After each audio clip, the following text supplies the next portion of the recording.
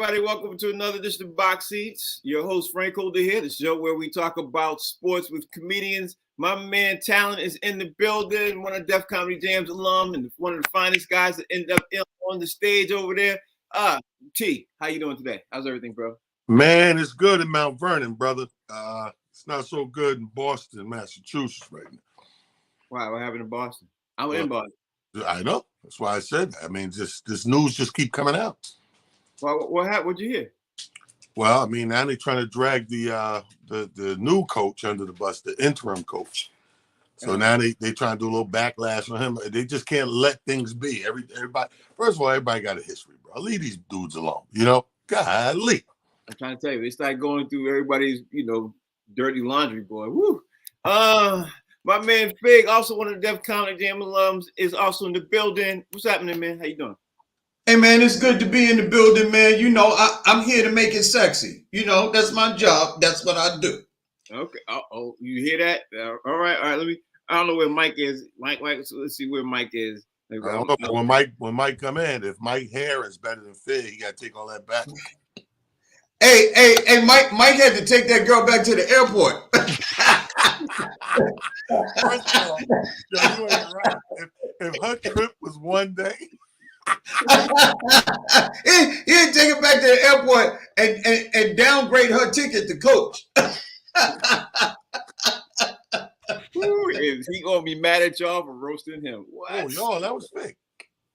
Oh yeah, he said that. That was fake. So let's get ready to get up into the show. Like I said, the show's called Box Seats. So we talk about sports with comedians. And first up, man, I got to talk about the New York Yankees and the New York Mets. They both are the number 2 seeds. They both are coming in the playoffs. The playoffs are about to happen. Again, Aaron Judge hasn't hit that run, but everything else. Before you talk about Aaron Judge, I want to ask you, T, do you think in your mind that we going to get a Subway Series this year, bro? Is it possible? Because I know New York has been waiting for a Subway Series for a very long time. And the Yankees coming in at number 2 seed now, and the Mets coming at number 2 seed for most of the year. They were both the number 1 seed, man. It's going to be a Subway Series? What you think? Well, I'm going to tell you something. If it's a Subway Series, you know we're going to make the most money. Yankees. The Subway. They done took that little slogan and ran with it all year. The Subway Series, the sandwiches and all that stuff. So they're going to make the most money. We always love that here in New York. You can't lose with a Subway Series simply for the fact you're dealing with over 15, 16 million people in one little, clustered in one little city. That's not counting the people that's going to commute in for, a Subway Series like Connecticut and far in Jersey. You know what I mean? And people come down from Delaware, all that. So it's going to be a good thing. I can see it happen. Okay. Fig, why are you yelling on Talent's thing, man? I don't understand. And then he went mute, and then he muted. I can't hear him. I thought I muted myself the first time. I'm sorry. My bad. All right. And then he didn't mute yourself the second time. All right. So what you think, man? You think we got looking at a Subway Series over here with the Yankees? Man, look, both teams are hot. They playing well, although, we still waiting on the record to be broken, man. We still on fire. The teams are winning, and it's very possible. It won't be the first time. Subways is good. Subway is gonna make a lot of money, like Talent said. But he talking about the train. I'm talking about the sandwich shop. I'm talking about. I think he's talking about the sandwich shop too. They've been running that advertisement saying Subway Series. You know what I mean? The Subway Series. So they will just go through the roof with it if it actually come to fruition. Well, T, that commercial didn't make it up in my market at all because Frank, I'll be right back. All right. I don't think in any way, shape, or form that we want to see that the Yankees and the Mets are having a Subway Series. That's why they ain't showing in your market. Yeah. You see what I'm saying? Like I don't think we're going to see that at all. But anyway, man, let me ask you this, man. Chris Jones said something really, really bad. Like he said something real bad to Matt Ryan on Sunday. Ended up getting the Kansas City Chiefs a penalty when they were clearly getting ready to, at least take command and possibly win the game. He said something that cost him a penalty. Matt Ryan and those boys ended up keeping the ball, scored, won the game. So, T, I want to ask you, man, what can a lineman say? I mean, I guess you could say this about anything, but what in the hell did Chris Jones say to Matt Ryan that was so bad that the ref had to call a penalty and say, you know what, we can't let this slide. You got to get the penalty on this because the ref. Here's what. Let me say this: when it's towards the end of the game, you got to do something really egregious for the refs to cost them. They know can cost you the game. So I'm saying to myself, what in the hell did he say? I'm baffled with this. What you think he said? I'm not baffled. It don't take much. First of all, if it was from the hood, all 2 words, your mother, right? So that's what hood. But in the sports sense, all you had to do is say something that included the coach and the refs and say, oh, what you in cahoots with the refs or how much you paid? I remember playing sports. When you say anything like that, I don't care if it's a second on the clock or a minute on the clock or an hour on the clock. You can't say anything derogatory adding the refs in it. So he might have said something to him to the effect of, you're in cahoots with the ref or who's paying off the refs or you blah, blah, blah. Anything that gives the indication of corrupt, that you're going to get smacked real hard for that. So that could have been something in there for that. But like I said, if it was simple in the hood, all you had to do is say, yo, your mother. Right. Get him out of there.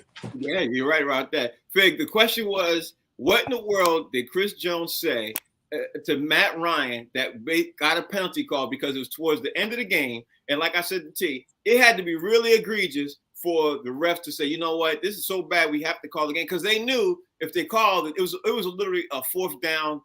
It was a 4th down play. They called it, ended up getting the ball, and they ended up scoring. The Colts ended up scoring. So I was like, wow, what in the world did you say that had to be so egregious that they had to call a penalty on it?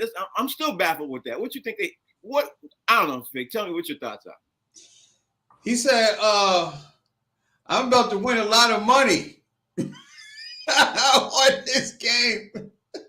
And he was betting money on the game, and he said something crazy.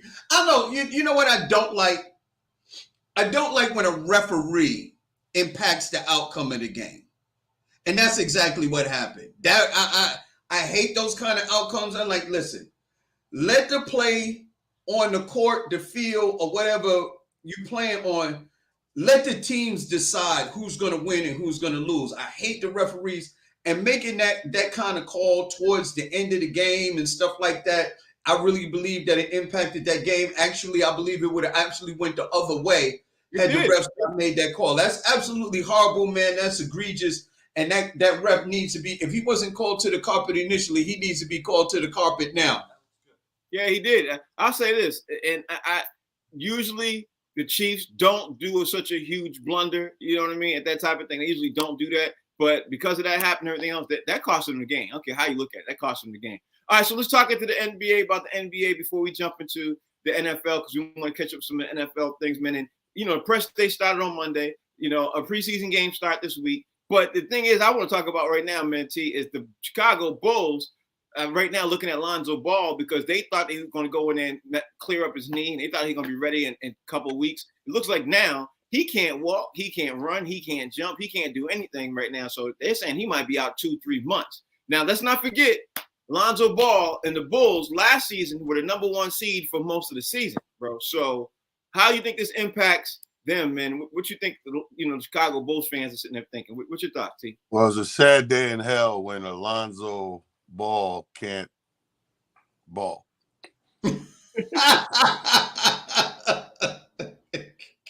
That's sad. When you have the word in your name is what you do. You play ball, and unfortunately, you can't play ball. And it's funny because the Chicago Bulls looking really, really good. Looking real solid. You definitely look for them to be a contender the past, couple of seasons, and even going into this season, you're like, okay, they're going to be top 5 out the East easy. And then, you get this, and he's still out. I got to check the roster, see what the backup look like and what that's going to entail as far as affecting them. Because if you watch the team play, they got a couple of ball handlers, but I don't know how solid of a point guard, knowing the floor and being that floor general, what they got coming behind, Alonzo Ball. So that's going to be interesting to see. It's definitely a blow to them, pause. Not so much the first 10, 20 games, but as you go down the stretch. Right. Down the stretch, that's where he's most needed. And if he's not available, like Fig always say, the best ability is availability. If he's not available, then that's going to hurt them. I see them dropping down from, because I had them in top 4 or 5. Then now you're looking at the play-in, if that. Yeah, well, they had DeMar DeRozan and Lonzo Ball. Fig, they were doing work, but DeRozan can't do it all by himself, bro. He just can't. So what's your take on Lonzo Ball being injured and how it affect the Bulls? You know, they may be all right, man. I'm looking at the roster now, man. I actually pulled it up when Talon said it, man. They have Goran Dragic, which we know is a veteran. Mm-hmm. You know what I mean? He plays very well. He's left-handed, a little awkward. He can shoot, and he's good at distributing. They got Kobe White, and they got from the LA Lakers that really, you know, I think he was really underrated, and the Lakers end up letting him go. Alex Caruso. Mm-hmm. That kid played some decent defense. He was scrappy. He disrupted a lot of stuff. So they may be all right for a little while. I don't think that's going to be enough to carry them the whole season. But you know, the beginning of the season, they may be able to get by with the players that they have. But like Talon said, man, it's really sad that you know, your top point guard, which is Lonzo Ball, goes out. And on that note, I want to give a shout out to LeVar Ball, who said that eventually all 3 of his sons would be in the NBA. And LeAngelo just signed, I believe, with Chicago. You know what I mean? So that's 3 sons in the NBA. I got to give a shout out to that brother, man, for saying that in advance. IT and other NBA news, man. DeAndre Ayton said yesterday that he has not spoken since Game 7 to his coach Monty Williams at all. They haven't had a conversation, text message, nothing. And let's not forget that DeAndre Ayton was about to sign with the Indiana Pacers, bro. Like, he was almost gone. He was out the door, but he ended up signing. You know, he came back. Even up into the press day, he still hasn't spoken to Monty Williams. Do you think there's going to be some outside tension still there with the team? And do you think that's going to disrupt the Suns? Because you got that, and you got the fact that what's his name is not going to sign. Do with the Braves now. His name escapes me. He's not going to re-sign with the Phoenix Suns. He's re-signing somewhere else. Faye, what's that boy's name? The one. I think. Oh God, I'm trying. It's not Crowder. Who's over there? Yes, Jay Crowder. Jay Crowder might sign with the Dallas Mavericks. It was Dallas, the Celtics, and or Houston. Those 3 teams that said they and signed in. And Crowder's not coming back. Crowder, so you got the Crowder situation. And you got Monty Williams' situation. You think it's gonna affect the Suns? Well, absolutely. But if he doesn't come back, I could almost bet he's trying to weasel his way into Boston because they went to the chip lad. That's what these dudes are doing now. Because they have the most winning chance. If you go off of last season, he's gonna weasel his way in there, probably even for a few less dollars just to get the chip. But here's the thing, man. Phoenix. I don't look at the Ayton kid as anything special, like it's some sort of beef there. I think that sometimes you, as a player, when you come of age, you take a step back and start to really deal with this like business. Mm-hmm. When you're young, you still got that, that fun in you, and it's mostly fun. Yeah, you signed a contract, you're making some money, but you're still having actual basketball fun. You know, it's not 100% business in your head. Same thing with comedy. When we look back at our first 10 years, how much money and time we blew just having fun, wanting to be everywhere and be up in the mix and not being a business head about it, that comes later with maturity. I think he's handling this now because, like you said, it was looking like he was going to go, but he stayed. So he's probably coming back with that business talent. Like, you know what? It's all business. There's no need to really kick it with my coach until it's time to kick it with my coach. Yeah, I guess that's one way of definitely looking at it. I still think it's going to be a big, huge disruption thing, too. I agree with that. Fig, what's your take, man? You think DeAndre Ayton and not speaking to Monty Williams or are there more the issues is going to affect the Phoenix Suns this season? I think it possibly could be if Monty Williams doesn't interject him into the offense more so than he was previously. Because I think this kid, look, he was the one mismatch that they had, and they didn't use him to their advantage. And I have to fall as much as I love Monty Williams and what he was able to do with the Phoenix Suns. He didn't take advantage of that, man. And that was that was bad on his part, as far as I'm concerned. because that was the one dude that nobody could stop. There was nobody in Dallas that could do anything with DeAndre Ayton in the paint. That was the one advantage that they had, and they just kept going with, run and gun, and then Chris Paul ran out of gas. I think that's Ayton's real problem. The fact that it's a perimeter game, and everybody is looking at Devin Booker and Chris Paul and the others, and they're not really featuring him as an integral part of the offense. All they want him to do is anchor the defense, get rebounds, and an occasional lob. And he probably wants to do more, and I think he's capable of doing that. Yeah, I can't dispute that at all, man. I think they got problems. I think their problems are going to definitely seep into obviously more what's going on. And I think we're going to see more issues with them and more problems come out as the season goes on. Because you know how this goes, T. This is what happens all the time. And speaking of more problems going on behind the scenes, Kevin Durant spoke to the media the other day. He spoke glowingly about, we all need to be held accountable, et cetera, et cetera. But him and Steve Nash said that yesterday that they supposedly cleared the air. So I want to ask you, T, do you think Nash, KD cleared the air, and do you think that their issue is going to be clear the air type issues done, that one and done? What's your thoughts on this, bro? Mike's in the building too. Mike, what's up? We're going to put you on mute since it's loud where you at. I don't think anybody likes Steve Nash. I don't think it's going to be clear. I think they're gonna kind of do what Golden State did year one with Steve Kerr, and they kind of like overplayed him. It was very minimum coaching going on. I mean, now when you look at Steve Kerr, now he's coaching.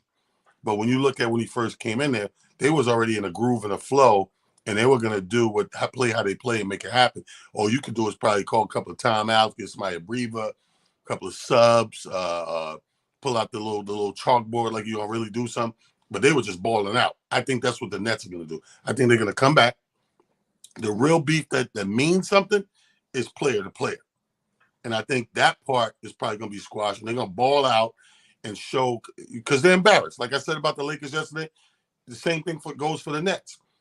They're embarrassed. When you are picked as that team and you don't even get close, it's embarrassing. It's one thing to go. It's like if somebody picked Boston, given what happened last year, can't nobody say nothing bad about Boston because they went and they competed.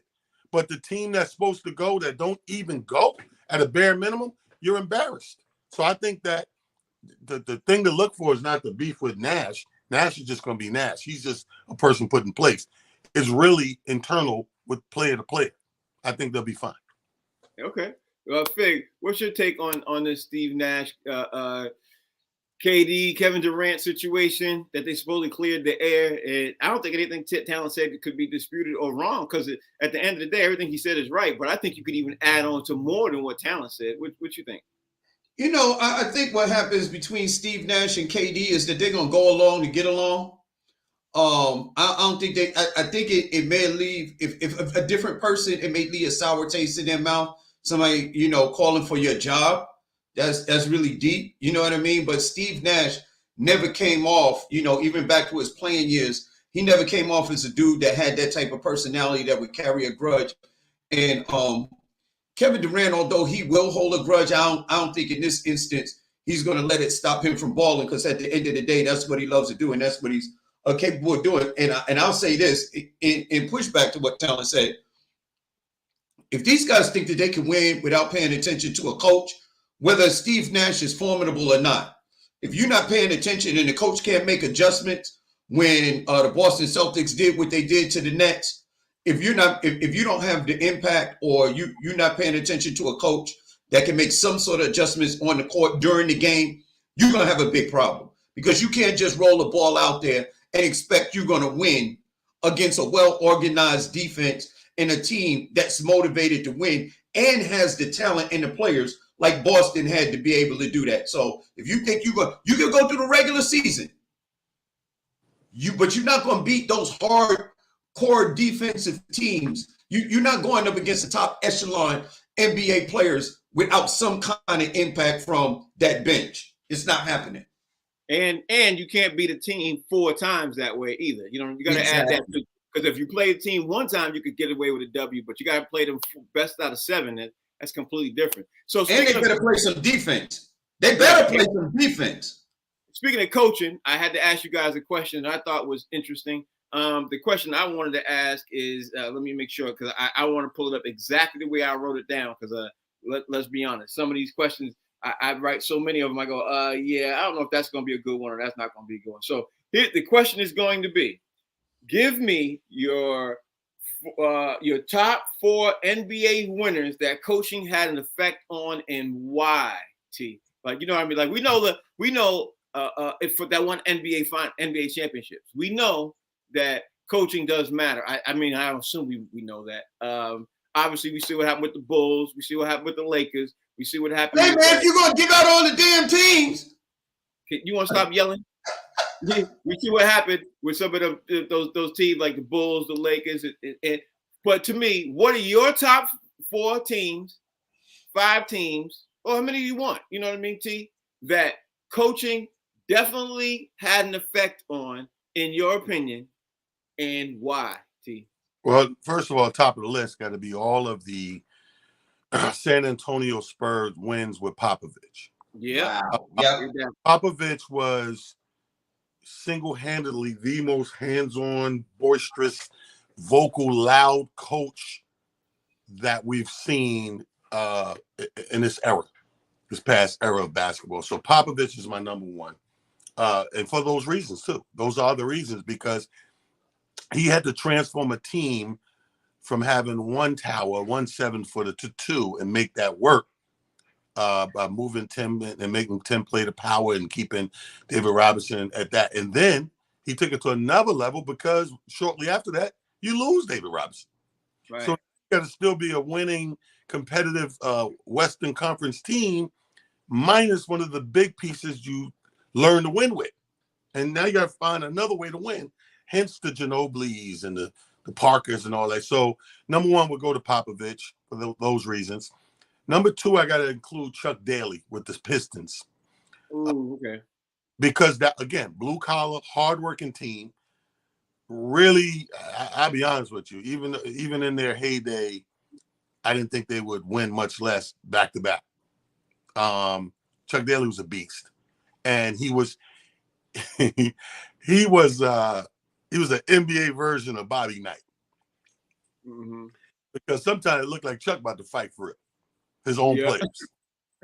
But this, his toughness was the reason for getting them over the hump, not once, but a couple of times. Chuck Daly's number 2. Number 3, I got to give it to Pat Riley, but in Miami. Oh, okay. The reason, and I say that I'm real specific on that, because I'm hard on coaches, Frank. I don't really praise coaches that got all the pieces like that. That's why Phil didn't make my list, because you went from mega team to mega team. So Chuck Daly, number 2, Pat Riley, number 3, and last but not least, believe it or not, Doc Rivers in Boston. Oh, okay. I like the Doc Rivers pick, obviously. I like that pick, because he took the Celtics was the worst team, and he took them from worst to first in one season. That was my reasoning, putting together that ensemble and pushing them guys. Think about this. He pushed your boy, the Truth. He pushed Paul Pierce at a time where Paul Pierce was at a time in his career to kind of like to slow down and let go. Yeah. And we got more out of the gas tank with Paul Pierce because of Doc Rivers. So Doc Rivers, number 4. All right, that's a good 4. That's a good 4. Fig, you love basketball. You have the NBA, so I'm sure that you got some 4 picks, maybe even 5 picks, where you say coaching definitely mattered in this series. Because out of T's 4 picks, I like the Pistons pick, because the Pistons ended up beating the Celtics in the year in '87 when everybody expected the Celtics to win that series. And he also picked the Celtics with Paul Pierce, with Doc Rivers as coach. I like that pick. He also picked another one, which was David Robinson's team, winning, and he had some great picks. Fig, what are your picks? He took one of the pages out of my book, because I was going to pick the Bad Boys coach Chuck Daly, because I think he was really instrumental, and then went on to coach the Dream Team, and but they was going to win anyway. But I mean, when you talk about coaching, it's not always about the X's and the O's. The one thing that I think that that Chuck Daly mastered was managing egos, and he was a master manipulator. That's why I'm going to my second dude, which was Phil Jackson, when he was in Chicago, because Chicago had just gotten there before they hired Phil, and they hadn't won. They had gone far, they hadn't won. But when Phil got there, what he actually did was he convinced Mike to go along with the rest of the team and to implement the triangle.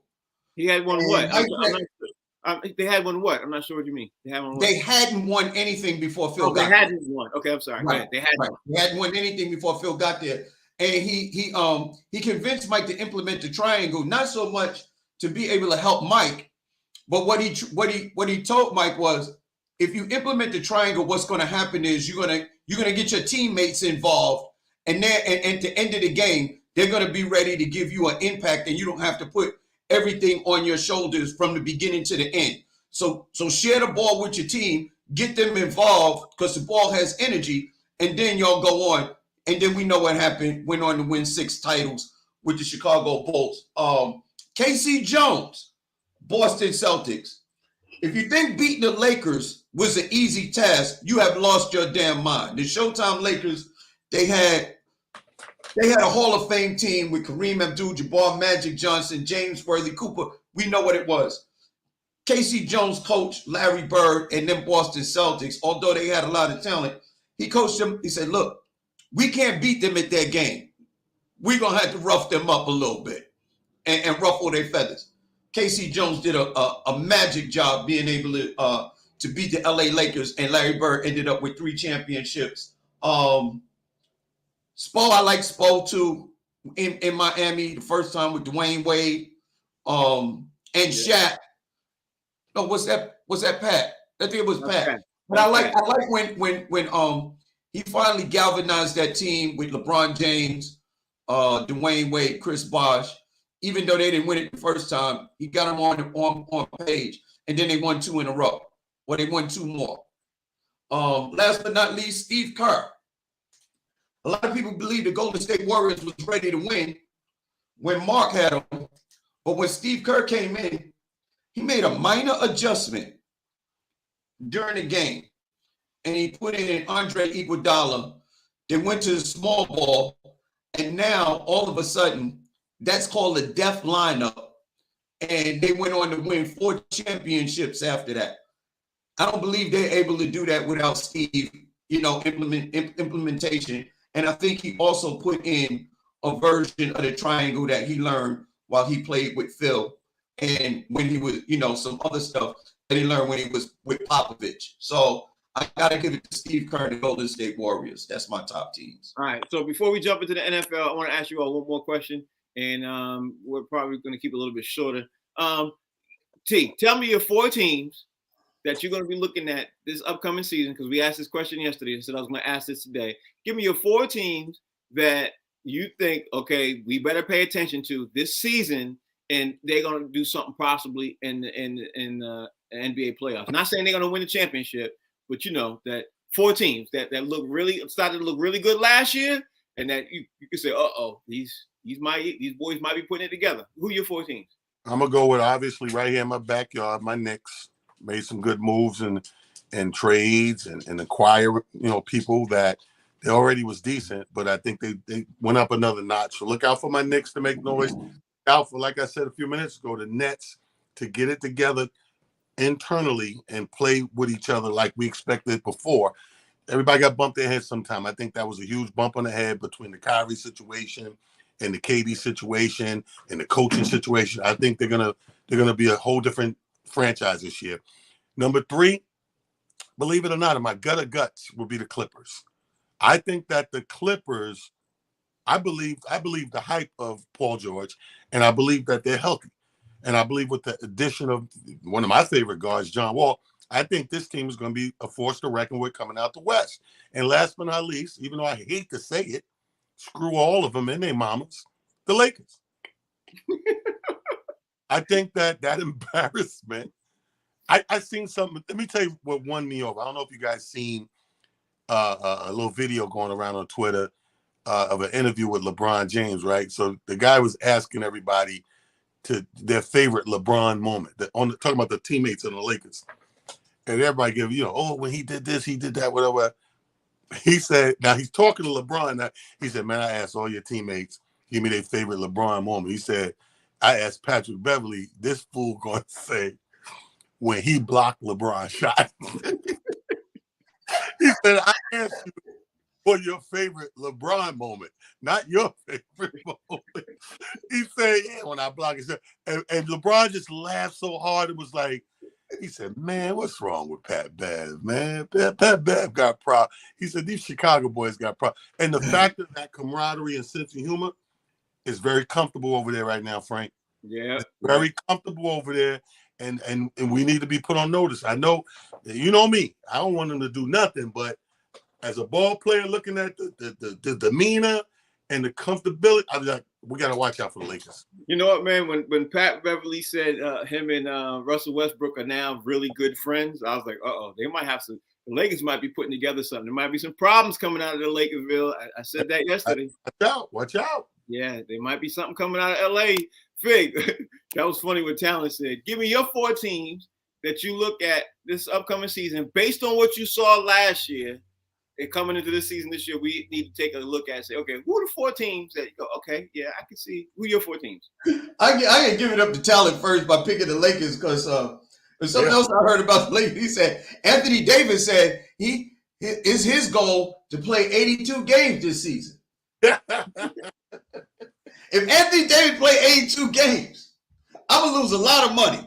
I bet anybody that fool ain't gonna play no 82 games. He ain't gonna do it. Anyway, I digress. New Orleans Pelicans. I think the New Orleans Pelicans, they made a lot of noise last year, man. And believe it or not, as good as they were, I think Zion Williamson is still a top player, and he didn't play. So with that kid coming back in healthy, he slimmed down a little bit. He looks really good. I think New Orleans Pelicans is gonna make some noise. I gotta go with Clippers. I'm a little tentative about the Clippers because I don't know what the chemistry is going to be between, Kawhi, PG-13, and John Wall. It takes a little while to build chemistry. I also picked the Nets because the Nets have KD, Kyrie, and Ben Simmons that they need to implement and see how that trio is going to work out with all those bevy of shooters. With they just got shooters all around the place, and it just seems like they're going to be able to do something. And last but not least, the Denver Nuggets, because they get my man Jamal Murray back after being out for a while, and Michael Porter Jr. And they were formidable without those dudes. They made a little bit of noise, but with 2 of their top players coming back, I think we better watch the Denver Nuggets because I think they got some payback that they want to give, and because of that, those teams that I picked in the West, Denver, Clippers, New Orleans, even if the Lakers do well, I think they just might make the play in. I think give me your first 2, Fig. Your first 2 is the Pelicans. I got New Orleans. Yeah. And I picked the Clippers, but my top 2 should be Denver and New Orleans because they're getting players back, and I think they're going to be really formidable. I definitely got the Clippers. I definitely got New Orleans. I got to say, neither one of y'all picked Minnesota because they added Rudy Gobert to the Twin Towers with Anthony Edwards. Those boys are going to be really, really scary. And I got to go with Memphis Grizzlies, man. That's my 4. Like, I think the Memphis Grizzlies are going to do something. Yo, man, did you call my son? What are you talking? Figure yelling. Because he just posted that one. He put Memphis and the Timberwolves. He put on the same 2 teams you said. He just put them on. Because it's easy to see. I mean, Memphis played really, really good at the end of last season. That's easy to see. And Minnesota, they added Rudy Gobert, and they ain't lose nobody. You know what I mean? And they got Anthony. They got Anthony. Those boys will be really scary, bro. I don't really scary. I can't see it. All right. Well, you know what? At the end of the day, that's why they play the game, so we could all see it. Because Anthony Edwards was playing really well last year. He almost scared a couple teams last year, and then they added him and Rudy Gobert. Like they got. I don't know. We'll see. We'll see what happens. All right. So let's move to the NFL, man. I want to ask you. I'm gonna start out asking you this, T. We had this discussion a couple of times, but let's just jump into it right fast. The Raiders, 0-3. They starting out the season 0-3. They upset 0-3. Josh McDaniels had a meeting with the ownership at the end of the game on Sunday. Do you think Josh McDaniels, if they lose another game, do you think that he could get fired before the season's out? What do you think, T? That would be a little far-fetched. Another game, 4 games. I can't see it. They're a progressive team. They're just starting to make their way. If they was a more stable team, I would say yeah, but it's the Raiders. So I think that they're coming on a more progressive timeline. The timeline is different for them. Let me say that. So for that, I think his job is safe a little longer than 4 games. I think we're talking 7, 8 games, half a season before you want to do something like that. Just because the team, the line of progressiveness that they're on, they're not like, a team that's coming in like the Chiefs or the Tampa Bay or somebody, or Green Bay, somebody that's thinking they're going to Buffalo, that think they're going per se, as opposed to a progressively getting better team or putting the pieces together. So I think you have a little longer life than 4 games, right? You might be right, but I will say this. The last 3 NFL coaches who coached the Raiders all started 0-3 or worse. The last 3 coaches they got. Fig, do you think the Raiders are over? And if yes or no, does Josh McDaniels make it to the end of the season? Frank, if this was basketball, I would say it's a possibility. But because it's football, I mean, when you bring in a new coach into a football regime, just think about what you have to do, how you need to overhaul the entire team during the season. That's damn near impossible, man. I don't even know. I can't even fathom how you think that you're going to get better with a different coach once the season already started. It's damn near impossible. I think what the Raiders' problem is, they got, although they do have a new coach and they have new players, and I think they're pressing a little bit. You know what I mean? I think they're forcing the ball a little bit. And Derek Carr is forcing the ball a little bit too much instead of just playing. I think he needs to just play, and the game will settle down and it will come to them. Well, as you lose and you get more losses on top, you press more. That's for sure. It don't get better. I think it gets worse. When you lose, especially when your games you're supposed to win. The New York Jets update, T, is this. Let's see. They dealt another blow at offensive tackle as George Fant is put on injured reserve, which means he'll be out at least another 6 games.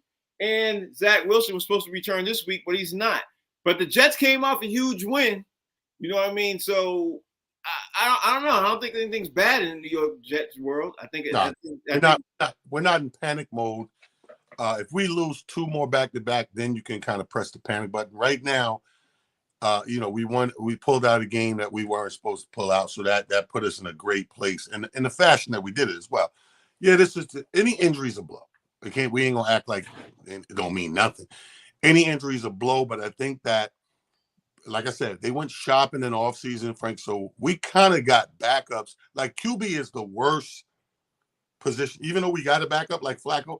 That's our worst position as far as backups go. We're kind of covered across the board with special teams, linemen, tackles and stuff like that. We got some pretty profound young boys to plug those holes. So I think we're going to be good. If we lose 2 more back-to-back this week and the following week, you start to panic. But right now, we're sitting okay. All right, but in the flip side of that, Fig, Joe Flacco's been holding it down, and in the last 2 games, he hasn't been bad. You know what I mean? And he got a W last week. So what you think about the New York Jets updates, Fig? They're going against the Steelers, who are winless. Mm-hmm. And I think Steelers not winning. Steelers won the first. I mean, they got. I mean, well, to me, it seemed like they would. It just seemed like they winning right now, man. That's how bad they look to me, man. With this Trubisky, man. He just doesn't instill confidence to me. I'd rather have Big Ben than Trubisky. They need to put that kid in there, the new quarterback. But I think the Jets will do well because Flacco is a decent quarterback, and like Talon said, they're still good on both sides of the ball. I don't think that losing the in this particular situation, I don't think losing your starting quarterback is that bad because Joe Flacco has he's a long tenure quarterback and he's done well. You know what I mean? When the conditions are right, and going up against the Steelers, I don't. It's not like a juggernaut. Now the week after they got to go see the Dolphins. That might be a problem. Yeah, I see that. But speaking of QBs, Mac Jones from the New England Patriots team got injured at the very last play. The Patriots had the ball. He got injured. Believe it or not, this morning it looked like people are saying that they're having a discussion whether or not he's going to come back and play this week, which he probably won't. He'll probably be out another 2 games. But they're playing the Packers this week. But the Patriots lose their QB. So what's your thoughts on the Patriots losing their QB and their season look like, T? Well, my thoughts are I bet the house against y'all this week. Because I don't care what you say, Matt, that's a big blow to y'all. That's the guy they was working on since last year to become the savior over there. And Bill Belichick is not built to play quarterback. That's true. I don't care how many. Belichick made the cutoff sleeve sweatshirt famous. How many of those he got? You guys are in trouble. Now the thing is, will the other team cover the spread? The spread is 10. Oh God. He's worried about the spread. It's funny how your eyesight looks so good, T, when it comes to the Patriots, but you can't see nothing when it comes to the Jets. I don't understand how you get 20-20 when it comes to the Patriots. Because green means money. Yeah, I get that. You guys are like, you're not even, you know, it's funny, you got all that American logo stuff out there, and you're not even using the real red, white, and blue colors. All right, let me ask you this, T. For the Jets this week, you got the Jets winning? Yeah. See what I'm saying? But it's Pittsburgh. But look, it makes sense. Oh, you got the Jets beating Pittsburgh. Right. Like I'm not gonna bet the house when they go against Miami. Miami's playing good. So I'm gonna have to just watch that game and root for my team. I'm not gonna bet the house on it. You guys lost the quarterback, bro. You've been working on this guy's straight hard body. So of course I'm gonna bet the house again. I'm just saying, you got the Jets winning, but okay, all right. That's a good point, Frank. Good point, Frank. You want my glasses? I'll send it to you, bro. Good point, brother. All right, so Fig, let me ask you this, bro. The Patriots lose their QB. They go into Green Bay. They're playing against Aaron Rodgers. Mac Jones is supposed to be supposedly. They're not sure if he's gonna play or not. What's your take on the situation with New England? Hey, Mac Jones is gonna remake that song. Back then they didn't want me. Now I'm hot. They all on me. Mac Jones. If Mac Jones ain't playing, man, the Patriots might be in trouble, man. Look. I mean, Belichick always has a formidable defense, man, and he can take away what your number one option is, except for one thing. Aaron Rodgers don't have a number one option. You know what I mean? Now he has to spread the ball around to everybody. So who's Belichick going to really take away? There's nobody to take away. You just got to play straight up. And if I got to put my guy, if I got to put a backup quarterback against Aaron Rodgers, I'm going to take Aaron, man, because, hey, Belichick's record since Tom Brady left, he's under 500. He's not even playing he's not even playing 500 ball since Tom Brady left. So now they're going against, Green Bay because of those two factors. I got to go with Green Bay on this one. Well, before you start throwing that Belichick record around, could you do me a favor? Just do me a favor.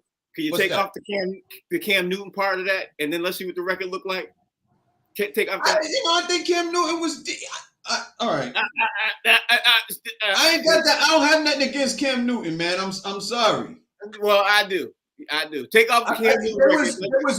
There was one win away from the playoffs, man. One win away from the playoffs with Cam Newton. But you take off his record. You take off Cam Newton's record as a Patriot, as a Hubert. Can guess what? They're not a 500 team anymore. Now they're a 700 team. Believe it or not. Well, let's go back to all the Knicks years. Let's see what we can. I'm not talking about the Knicks right now. Can we take away some of the bad moves? Can we take away the Amari and the Charles Smith? Let's add an asterisk next to that when you take off Cam Newton. Add an asterisk, take out because Cam Newton was a bum. But anyway, let me call him up, man. Because he couldn't hit the side my boy is his business. I sat up here. His business partner and driver. I sat up here and watched many Patriots games, and he couldn't hit the side of a barn. I got too mad. You know, I'm a Patriots fan. I got mad. All right, so T. Buffalo Bills got a lot of injuries this week, man. The Buffalo Bills look like they're going to do some adjustments. They have to do some adjustments.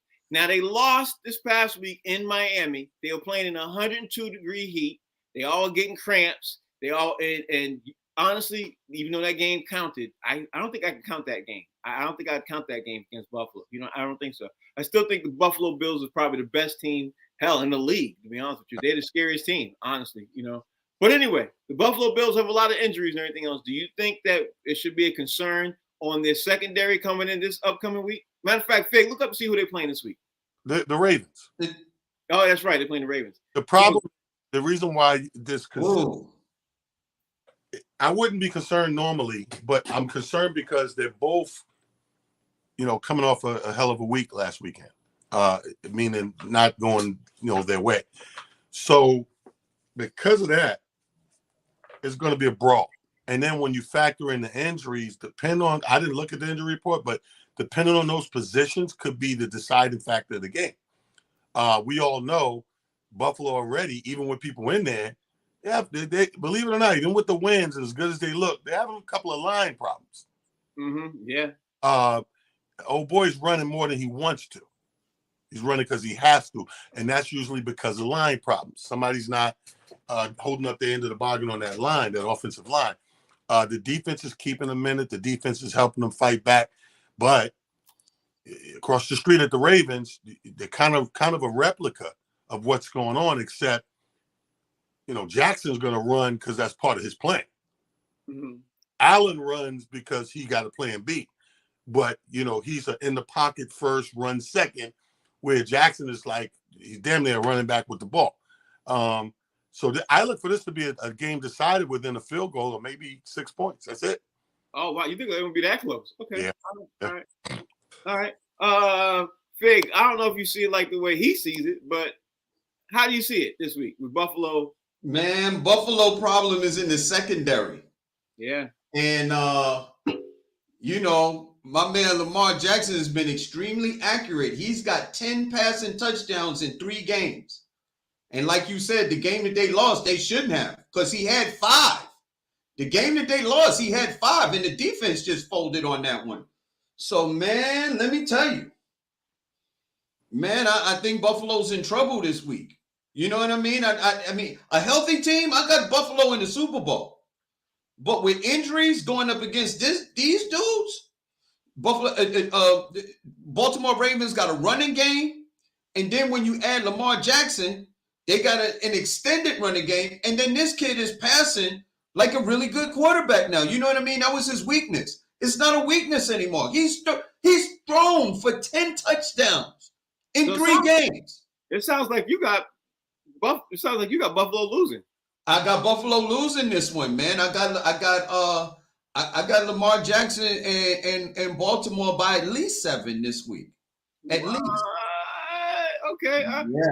So T, you got Buffalo. Who you got, Buffalo, or you got Baltimore? Man, Buffalo. It's not even to be questioned, bro. It's just the only difference is with these injuries, it's going to be tighter than it needed to be. A healthy Buffalo team, this would be a 2-touchdown game. Now with injuries, this game gonna come down to a field goal, no more than 6 points. But Buffalo gonna still win. Figures out of his damn mind, Yeah, Who you got, Frank? I mean, break the top. Who you got? I got Buffalo, bro, to be honest with you. I got Buffalo. I saw how Buffalo played against the Patriots, and the Patriots played sloppy, but the Patriots still could have beat them and was about to beat them. And then next thing you know, Mac Jones ends up throwing a cost interception. They were coming down to win the game. He throws an interception, and then obviously they made 2 more mistakes right after that, and they lost the game. They were losing. Buffalo was losing that game, came back and won, and they played probably their best that they could play. So honestly, I ain't gonna lie, I got Buffalo blowing them out, bro. I don't even think it's gonna be close. Everybody's making it all. Ooh, I think Buffalo's gonna blow them out because I think here's the reason why I say that's fake, because Buffalo is really angry that they lost that game Sunday. They're gonna come back and put it all together, to make sure they go out there and show everybody that Josh Allen is the unequivocal MVP this season. That's what I think they're gonna do. But they got injuries in their defense. They got injuries in their secondary, right? But they don't have a good pass rush on the front four the way that they want to. So Josh Allen's going to run the ball also. He has 3 great wide receivers. But bro, I don't see it. I don't see it. Now on Buffalo's defensive side, if Lamar Jackson can get past the front, he's good. But he's not going to get past the front. I don't know, bro. I think it's gonna be a blowout. That's my thing. But anyway, that's the show because we got the time. Huh? What time you got? I got the time to leave. That's what time I got. What's the line? Wait a minute, hold on. Tell it before we go. What's the line on Buffalo and the line is he got $1,000 on the game. That's the line. He got $1,000. I ain't got no $1,000 on that game. He got $1,000 on the Patriots. Like I said, the line is 3 points. I'm telling you, bro. But 3 points for who? Who 3 points for who? Bills are favored by 3. Well, honestly, that's a pick. If Vegas give you 3 points, that's a pick 'em. Yeah, it's definitely a pick 'em. But I think they're gonna surprise everybody and blow it up. And sometimes I look at these picks that people pick, and I'm like, do they actually watch the game, or they look at the outcome and the score in the box? You know what I mean? Because we all know that the stats don't always tell the game. Like when Vegas is undefeated. But Buffalo last week lost. They had the ball last week 90% of the time, and they still lost. Hey, all I'm saying is Vegas keep building new casinos. That means they undefeated. They're making a lot of money because these casinos cost a lot of money. So why they make a lot of money? Vegas ain't losing. You know why? Because people keep looking at the box score and going by the box score, and you dummies ain't watching the game. We gonna keep on betting them. That's why they win it all the time. And if you watch the game, if people actually watch what they see, they're going to get better enough instead of just looking at, okay, he got this many yards, this many receptions, and he got this many yards, and he ran the ball. You got why they played the game. That's why you watch the game. Hey, I got to give my apologies to Trina and Alfreda because, they both rooting for Buffalo. So my apologies in advance, man. I don't want to upset our most loyal fans. Don't worry about it. Don't worry. They ain't going to be mad. They going to just come to you on Monday and say, see, I told you. That's all they're going to say. See, I told you. I've been wrong before. A lot, but we ain't gonna talk about that. Hey! Who won the NBA championship? That's all y'all need to go. Figure Damas. Oh Lord, have mercy. T, tell everybody out there how they can follow you. T, come on, T, help me out, bro. Follow me. Follow the comedian on Instagram. At least you don't hang on that one thread where you was right and say I'm always right. Hey, the season ain't even started yet. I'm still right. All right, Mr. Season right. Who gonna win the NBA championship this year? And who gonna win the Super Bowl this year? I think the Golden State Warriors will repeat, and I think the Kansas City Chiefs are gonna win the Super Bowl. Kansas City Chiefs? That's what you're picking? The Chiefs? Okay. Yeah. Right. Patrick Mahomes and the Kansas City Chiefs. Either that or Baltimore. No, now you can't go either. No, I picked the Chiefs, but I said either that or Baltimore. I picked the Chiefs. You can't. You got to stick with one. Your team is gonna be the. T, who you gonna think is gonna win the NBA championship? Who's gonna win the Super Bowl? NBA championship is gonna be East Coast this year, so it's tough, man. Like I said, I believe the Nets turning it around, so I'll go back with the Nets or another trip by Miami. And in the NFL, I really believe you got Buffalo or Green Bay. Honestly, it's going to hurt me to say this, but I think the Buffalo Bills are going to win this year. Buffalo is my first choice in the Super Bowl, bro. I think Buffalo's going to win this year. And for the NBA championship, I don't know, but I think coming out the West, it would be somebody we don't see. I kind of want to say Memphis Grizzlies might come out the West. Might be Minnesota might come out the West. I know whoever it is. I know who it ain't going to be. It ain't going to be the Lakers, and it ain't going to be Golden State. Those two teams I know it ain't going to be in the final. And so okay. Let's mark this day down. But I will say too, in the East, the team that's scary to me is going to be Brooklyn Nets because we don't know how Ben Simmons is going to play, and if Ben Simmons ends up playing at somewhat of the caliber that he used to play, and he plays really good with KD, and they figure out to play a little bit of defense, they're going to be scary coming out of the East, too. That's what scares me. The only thing that scares me about Brooklyn is KD has never been a great defender, and Kyrie is – Like, I don't see the that's the one piece that I miss on Brooklyn. I don't see their defense. Yeah, but we'll see. And I've never known a team to win without defense. No, they don't. But again, if you score so much offense, sometimes you can sit there and say, we ain't got to play no defense because we scored 200.